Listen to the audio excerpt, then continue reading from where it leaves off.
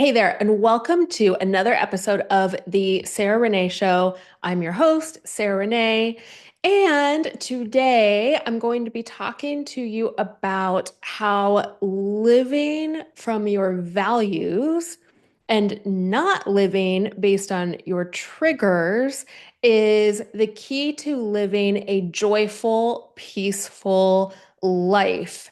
And I would invite you to listen, even if you are somebody, even if you're thinking, well, of course I live by my values and not my triggers. You might be surprised because sometimes those triggers can creep in when we get a little stressed out, when that survival mode gets flicked on, they can be sneaky. So I would invite you to listen and just see if anything comes up for you as we dig in, because this is something I see in so many people right now, and it's just such a necessary conversation as we move forward, and thinking about wanting to like heal collectively as people, as a society. Um, and it's a very important topic to me. So I'm excited to dig in with you. So, okay. Really, another way to word this shift is moving from reactivity to more, you know, more alignment with your soul, right? Moving from that like default reaction to situations, to people, to, news, to social media posts, whatever, to more intentional soul or God aligned actions, responses, right? So that's when we kind of break it down.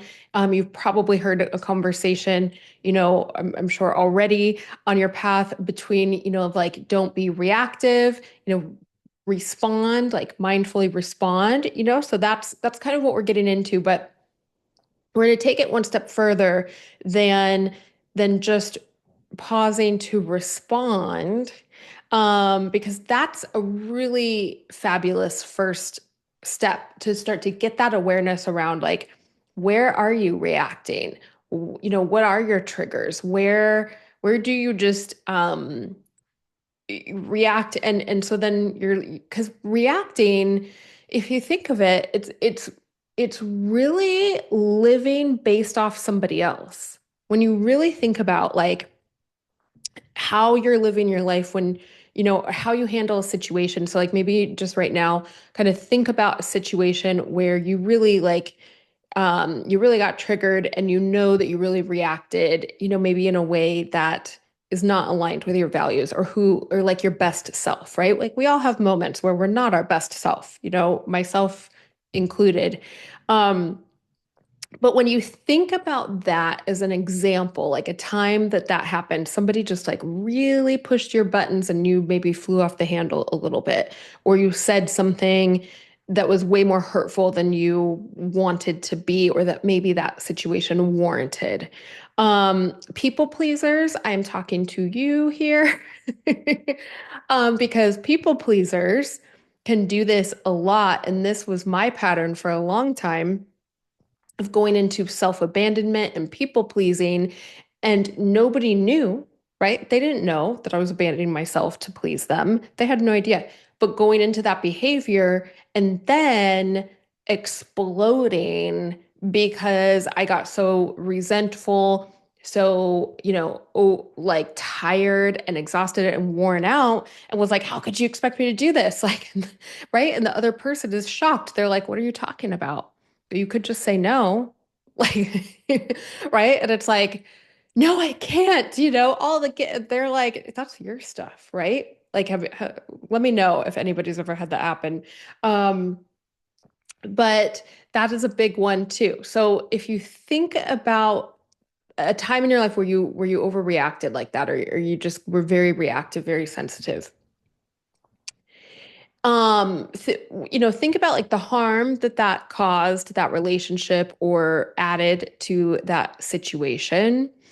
And also think about how how out of control you felt in that moment. You probably felt like your anger just got the best of you, or like you just got so fed up you couldn't hold it down anymore. You couldn't hold back anymore. You just exploded. You just said something and you didn't mean it, and but it just like flew out of your mouth, right? That's usually some of the ways my clients describe it to me, is, like the words just flew out of my mouth, or it just exploded, or I didn't even know what was happening. And then I was screaming, 2 seconds later, or I just left, or, I went and I overate, or I went and I had a drink, or, I I went into silent treatment. I just disconnected and I shut down. That's another way, right? Sometimes it's not yelling. Sometimes it's just we shut down and we go into avoidance. And so then the situation never gets resolved. We pull away from that person. And that's the reactivity. But every time, if you can really remember that situation, what you will notice is that the common theme is that if you weren't in control of yourself, right? It was it was the opposite of anything intentional, meaning it just happened. That switch flipped and you just exploded, right? You just shut down. You didn't choose to shut down. You just shut down.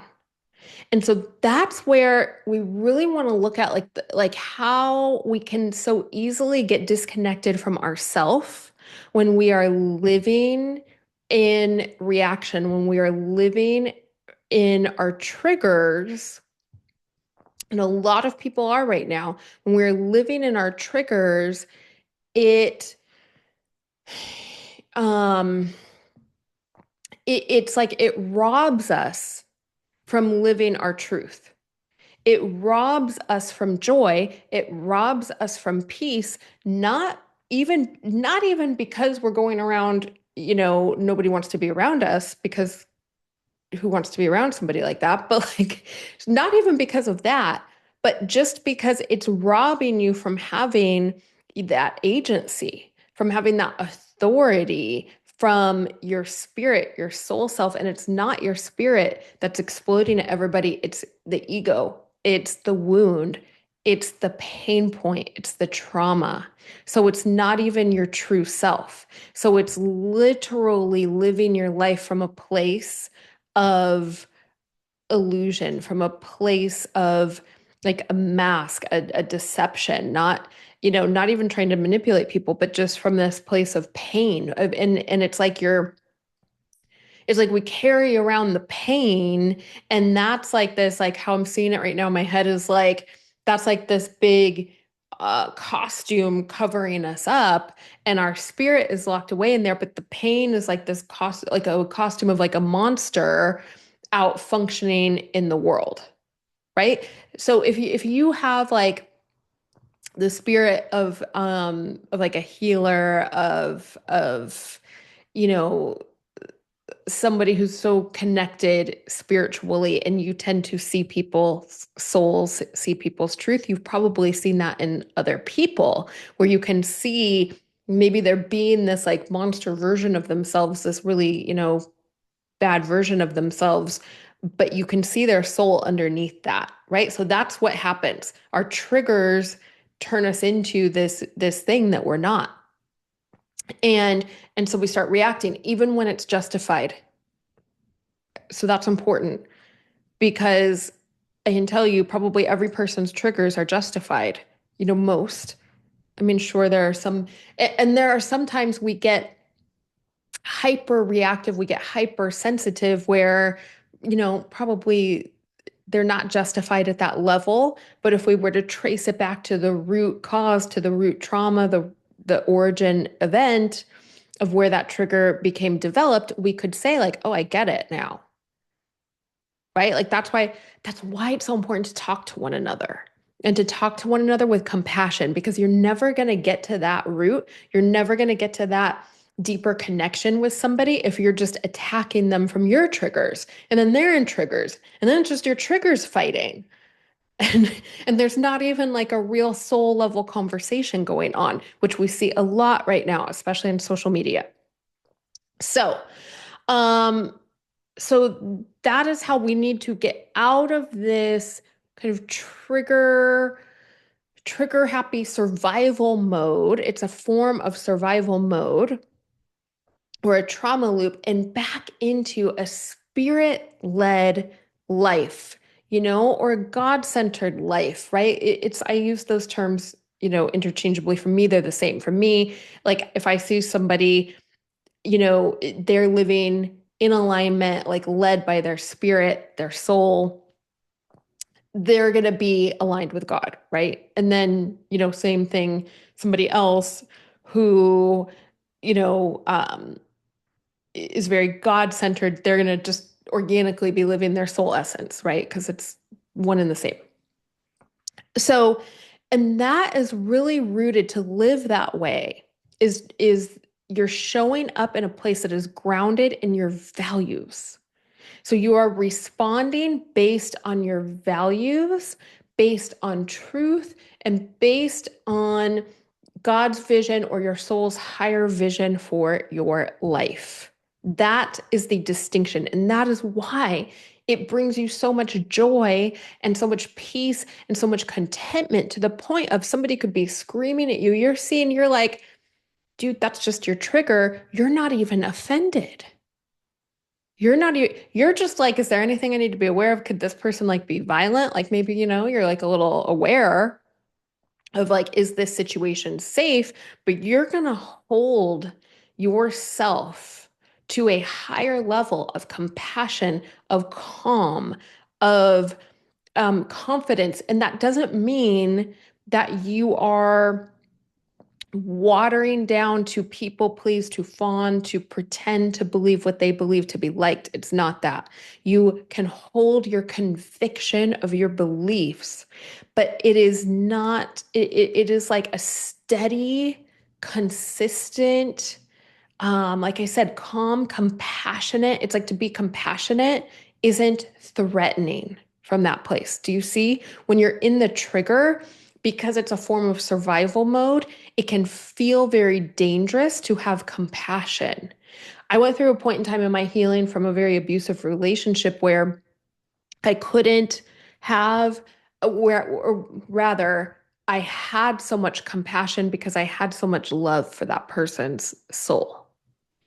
And that terrified me. So I went around in my triggers and the trauma loops because I was so confused. I was thinking that to have love for them, to have compassion for them because of knowing the root cause, knowing what made them that way, knowing what they were battling with, that would make me susceptible, right? I hadn't learned boundaries yet. And so maybe I needed to be like that for a little bit, right? Until I got into a healthier place.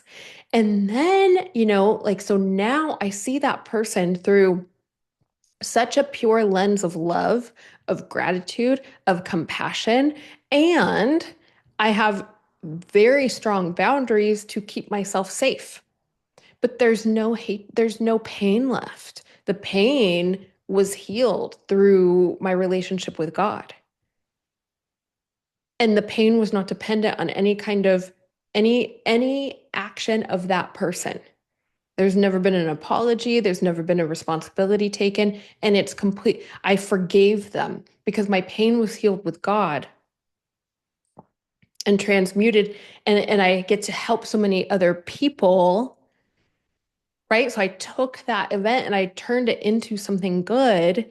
And that was all me and God. That was like, I mean, mostly God, right? Like, let's just be honest. It's pretty much all God. I was willing, right? And so that is where to then the trigger could dissolve because now I'm safe.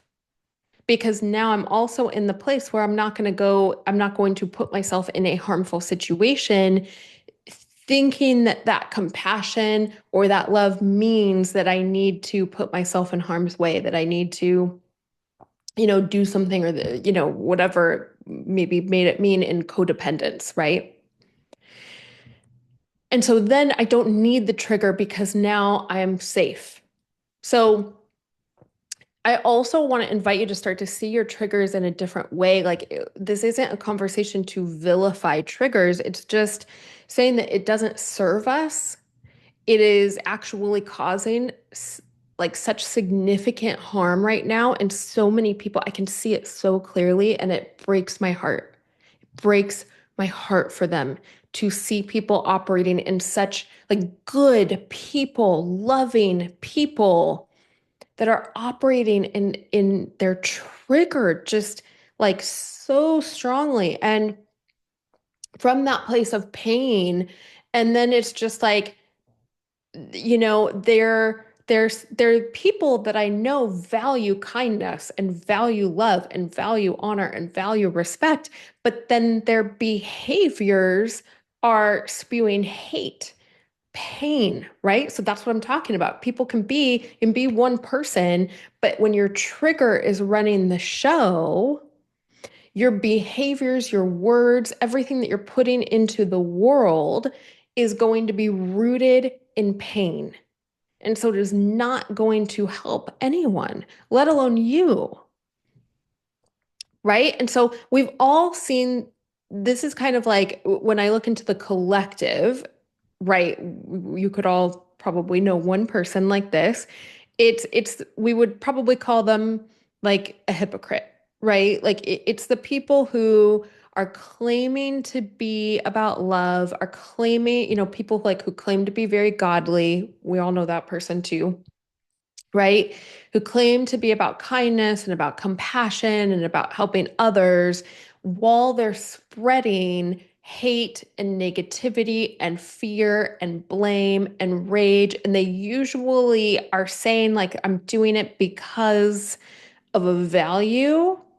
But if you were really grounded in your values, like you can be so on the flip side, right? Like I work with a lot of military because being based here in San Diego, a lot of clients who are active military.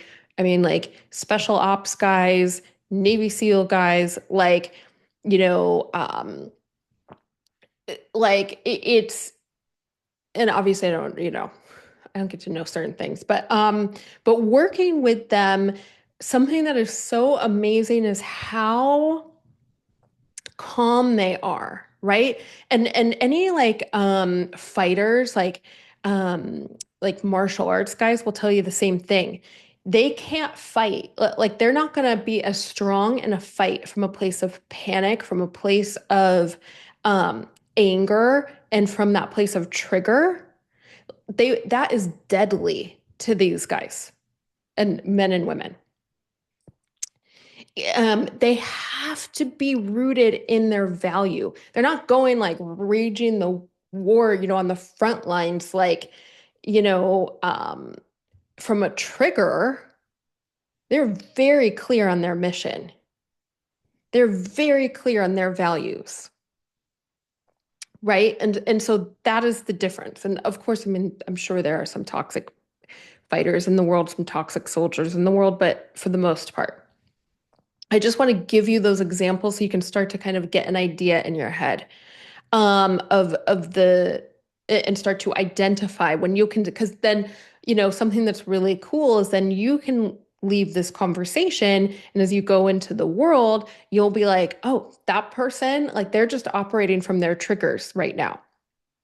Right. And it gives you actually a little more understanding and it can actually empower you to like offer them a little more grace. When you know somebody's operating from their trigger and not their true self, as frustrating as it might be sometimes, you can and have some extra grace. Like they don't like they're not even aware, right? And we can have some extra grace, some extra patience, some extra compassion, some extra love.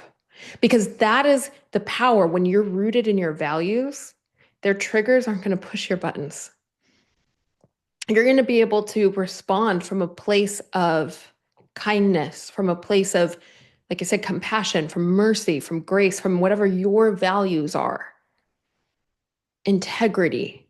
And that is going, like that could potentially change something within them.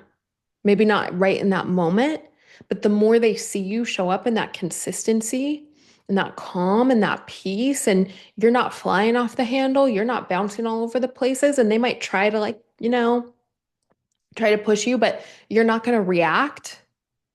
That's going to show them, like, when they're ready, when they want more peace, when they want more healing, when they want to be more grounded and be more steady and be more consistent and be more trustworthy, they're going to come to you and be like, how do you handle situations like this?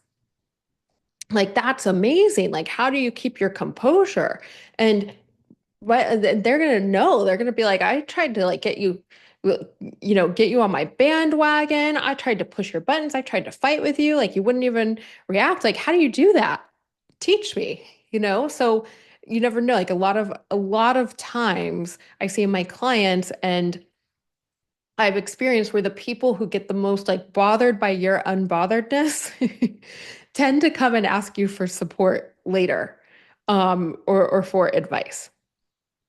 The other example, oh yeah, that was what I already said. Like, where I see it most in my clients and the people who come to me to work with me is this pattern of resentment and frustration and, like, kind of blowing up with others because of people pleasing and self-abandonment. That is the most common thing I personally see in my clients. Or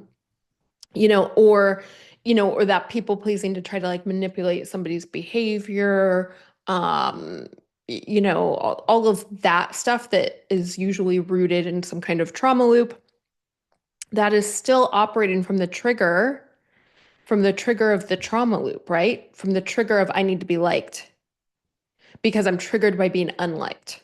Okay, do you see? So you don't even have to be, like, on edge. It doesn't have to be aggressive. Sometimes it's the trigger of the fear of being unliked that then we go into extreme people pleasing, or we water ourselves down, or we do whatever to be more liked. And that is living from the trigger of being unliked. And it's not sustainable. It will eventually, that balloon will pop. So you really want to bring awareness to, are the words that I'm speaking, are the posts that I'm posting, is how I'm being towards others in the world, in the day to day, is that coming from my values? Most people, when I ask, like, okay, like, what are your core values? Most people can't tell me, which is very interesting. And most people will be like, well, of course, like, love, like, be a good person. Okay, but what does being a good person look like for you? Because I feel like we would have, if everybody had the same definition, we would have much more peace here in the world. So it's really, like, I would invite you to journal on, like, what do I truly value? What do I truly value in life? What do I truly value in people? What do I truly value in, as far as, like, actions and how I show up? Like, what are my real values? And get very specific. And then also, another good journal prompt with that is, like, what does God want me to stand for? Because every time you respond or react to somebody, you are taking a stand. And most of the time, in a triggered state, we are standing against something. Again, so you want to think almost like defensive, right? Like, against you taking advantage of me. Again, could be totally justified. I'm against you being a mean person. I had this experience once at a grocery store. This is, like, coming, Spirit's putting it in my mind to share. And it was during COVID, and everything was, tensions were so heightened. And there was a there was the black lady that worked at the store. I knew her well. So I always went in there and she was standing in line and, in right in front of me. Yeah, she was right in front of me. So I was directly behind her, and then there was a guy behind me. And she was on her break. So you guys, like, I'm thinking like she's like the most important person to serve because I know that she has limited time on her break. We have like a long line of people waiting here. It was at like their little coffee bar. So I'm like, I know that she needs a drink in her, her lunch or whatever. And because just like common sense, again, even if she was off of work, I mean, we were chatting, so like I knew she was on her break too, but like even if she was off of work, she's been working all day, she's probably exhausted, like, like I would be like if she was behind me, like let her go first, right? This guy, just, you know, total just one of those people that we're talking about here. He starts going off in this rage on how like employees should never ever be in line before the customer. Da, da, da. He's making like a huge deal about it. And this woman, I just see her keep her composure and she's like, you know what? It's no big deal. Because like the girl working behind the counter was new, she was young, and she's like, hey, don't worry about it, right? Like she's trying to comfort her. She's like, it's okay. She's like, sir, it's not a problem. I'm gonna get out of line, you know? And so, and I'm thinking, because I'm like really like, I can feel the rage at him, like, because I worked at Starbucks for so long, right? Like I can feel myself wanting to put him in check. And I'm also very aware that he has a lot of aggression.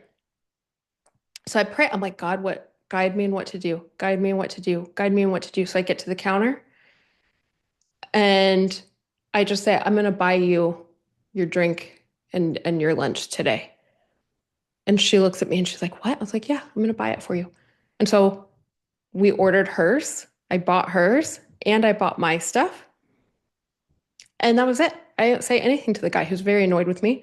But right, like, so I got to respond from a place of my value system, of my values of I value hardworking people. I value not even that I value people, right? But like I value kindness. I value um integrity. She was in front of me in the line, like she deserved her to me that's integrity. It's just like the right thing, right? I mean, I listen, I'm not like tooting my own horn. It's not like some huge mobile gesture. I feel like most of you probably would have done the same thing, but you know, it's just one of those small examples of where the potential to get triggered and react was there. I also could have gotten so triggered by his aggression that I could have left, right? I could have been like, I'm going to come back later when he's gone and left them to deal with him. Would have been justified, especially in that time range.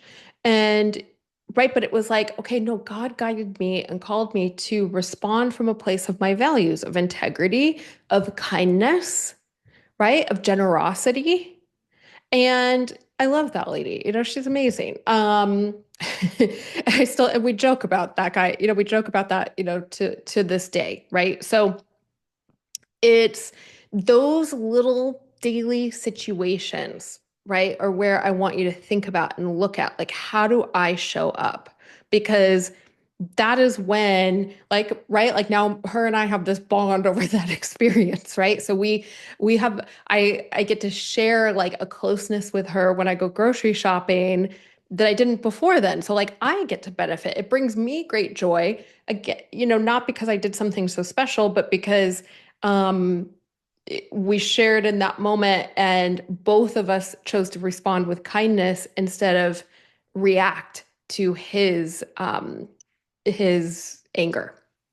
Okay, so as you're thinking about this, right, and think like again, the triggers are just they're emotional landmines, right, from unhealed wounds, from trauma loops. And so it's always going to feel defensive or shut down avoidance. So defensive and attack or shut down, run away, right? Or fawn, people please, self-abandon. Those are I mean, like, there are much more, but just to kind of group them into some more broad categories. So you want to think about, and they're usually focused on a should. People should do this, like that guy. Employees shouldn't be in line in front of customers, right? Something, and they're focused on the other. They're focused on them. So when you are thinking about an action, a behavior, something that you said, and you're thinking like, I don't know if that was aligned with my values, a clue would be when you said that or did that thing, were you focused on they should or shouldn't be doing this? Is that what drove that reaction from you or that response from you? Because then it's a reaction. Because again, reaction is operating based on that other person, not based on who you are. And so when you think about that in your life, you can kind of track where maybe you've been in those triggers versus operating from your true value system. So the next time you're feeling triggered, you feel yourself going, focusing on what the other person is doing, and you feel that triggered state coming up. What I would want to invite you to do is to tune into your body. I like to do like left hand on my heart, right hand on my belly, and ask your body, where is this trigger living within me? And then move your hands to the part of your body that you feel drawn to. Don't overthink it. You'll feel like intuitively a sense of where it is. And then breathe into that space in your body. Breathe into that trigger. And then exhale. The exhale is like you're soothing. You're releasing the anger. You're breathing in, I see you. You're exhaling, we're okay. You're breathing in love. You're exhaling, we're okay. You're breathing in, then you can pair it. You can start to breathe in like God's light, God's comfort, or your higher power. Like breathing in that light, inviting God into that wound to bring healing to that wound. And then exhale, releasing the pain. And so you're going to start to move that pain through and actually process it physically, energetically, mentally, emotionally that way. Because we know now, that emotions and trauma is held in the tissue in our body.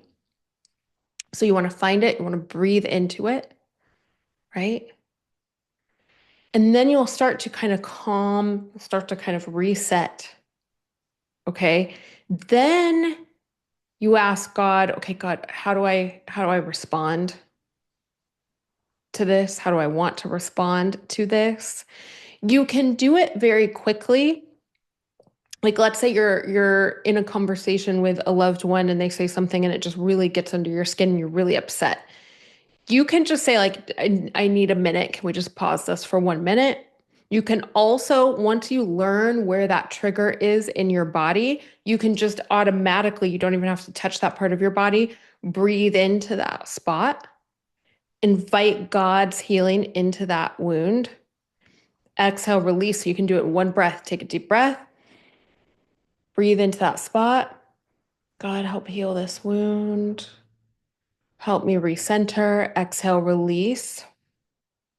Guide me in my response. You're just saying it in your head, right? So you can do it in the moment and just one deep breath, one like slow, deep inhale, soothing exhale.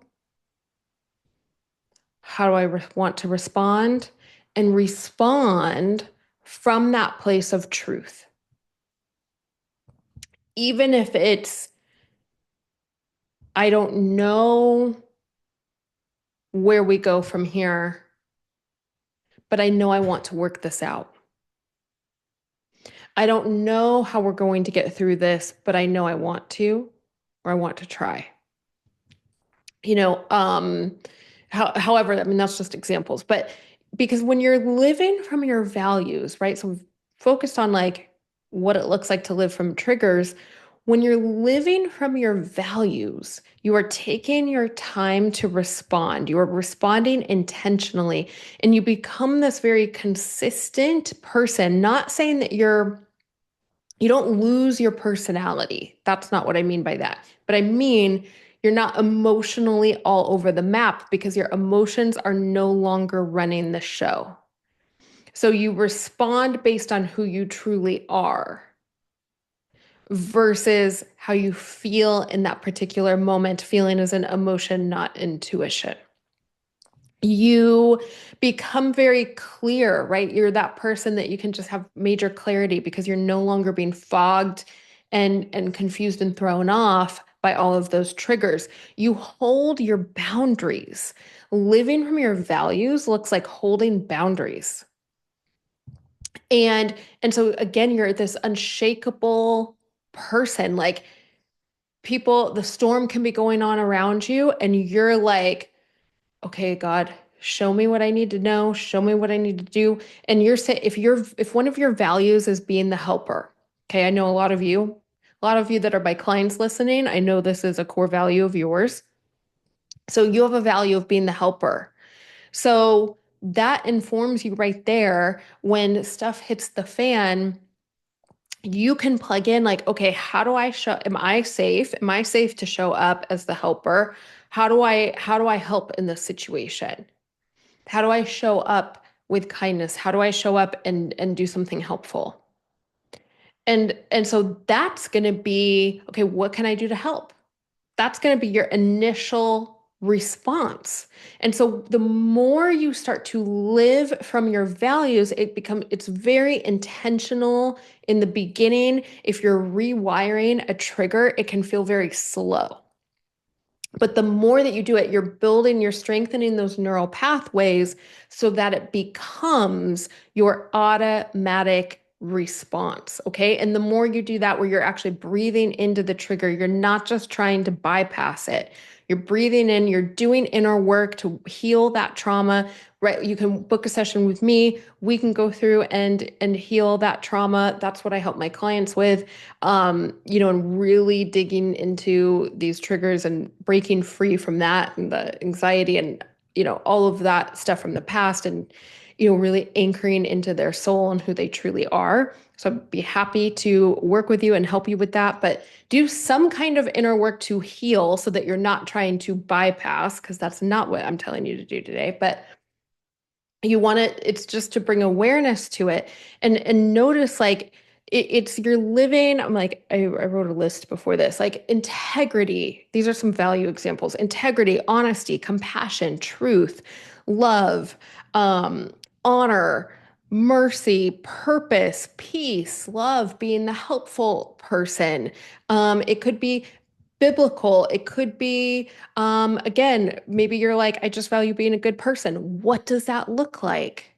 Name it. Like, right, is that being kind? Is that being fair? Is justice a core value of yours?